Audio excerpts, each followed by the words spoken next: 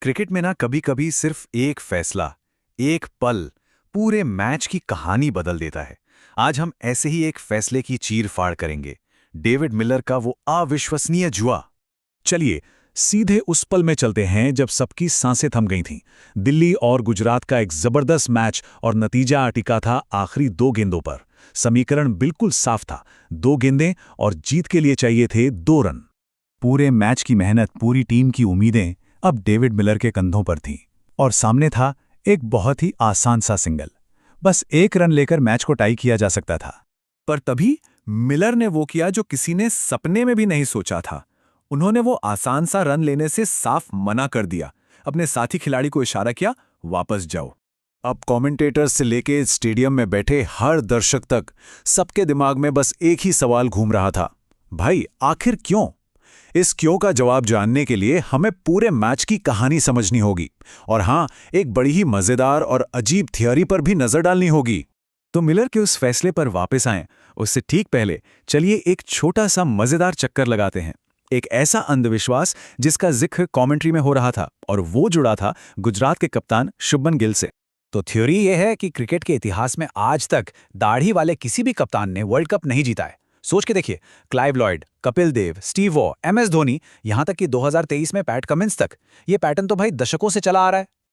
अब जाहिर है ये बस एक मजेदार बात है, एक अंधविश्वास, लेकिन कहीं ना कहीं ये दिखाता है कि क्रिकेट में प्रेशर कितना ज्यादा होता है कि लोग कभी-कभी ऐसी बातों को भी सीरियसली लेने लगते हैं। खैर, चलिए इन अंधविश्वासों से आगे बढ़ते हैं, वापस चलते हैं उस रोमांचक मैच पर और देखते हैं कि आखिर ये कहानी उस आखिरी ओवर तक पहुंची कैसे। तो कहानी शुरू हुई गुजरात की जबरदस्त बैटिंग से। शुभमन गिल के 70 रन, साथ में 2 और अर्धशतक और स्कोरबोर्ड पर टांग दिए 211 रन। एक पहाड़ जैसा टारगेट। लेकिन दिल्ली ने भी हार नहीं मानी। जवाब में ऐसी तूफानी शुरुआत की कि लगा ये पहाड़ भी छोटा पड़ जाएगा। पहले 8 ओवर में ही 76 रन ठोक दिए थे। पर फिर अचानक से मैच का रुख बदला। गेंद आई मास्टर स्पिनर राशिद खान के हाथ में और उनकी एक ऐसी जादुई गेंद कि कमेंटेटर्स ने उसे बॉल ऑफ द टूर्नामेंट ही घोषित कर दिया। एक तरफ से विकेट्स गिर रहे थे, पर दूसरे छोर पर केएल राहुल अकेले लड़ रहे थे। उनकी 92 रनों की इस बेहतरीन पारी ने ही दिल्ली की उम्मीदों को जिंदा रखा था। तो फिर सवाल ये उठता है, राहुल की इतनी शानदार पारी के बाद भी मैच उस आखिरी अविश्वसनीय मोड़ तक पहुंचा कैसे? यहां से देखिए सीन। आखिरी 3 ओवर बचे थे, यानी 18 गेंदें, और दिल्ली को जीतने के लिए चाहिए थे पूरे 45 रन, मतलब लगभग नामुमकिन। और तभी मैदान पर एंट्री हुई किलर मिलर की। डेविड मिलर ने तो जैसे मैच का नक्शा ही बदल दिया। एक ही ओवर में 22 रन कूद डाले। जो मैच हाथ से निकल चुका था उसे वापस दिल्ली की झोली में डाल दिया। और इसी तूफान में उन्होंने एक इतना लंबा छक्का मारा, 106 मीटर का। बस उस एक शॉट ने दिल्ली को हार की दहलीज से उठाकर जीत का सबसे बड़ा दावेदार बना दी। तो अब हम वापस उसी जगह आ गए हैं, उसी फैसले पर। एक तरफ एक सिंगल लेकर मैच को टाई कर लो, सुपर ओवर में ले जाओ, एक सेफ ऑप्शन।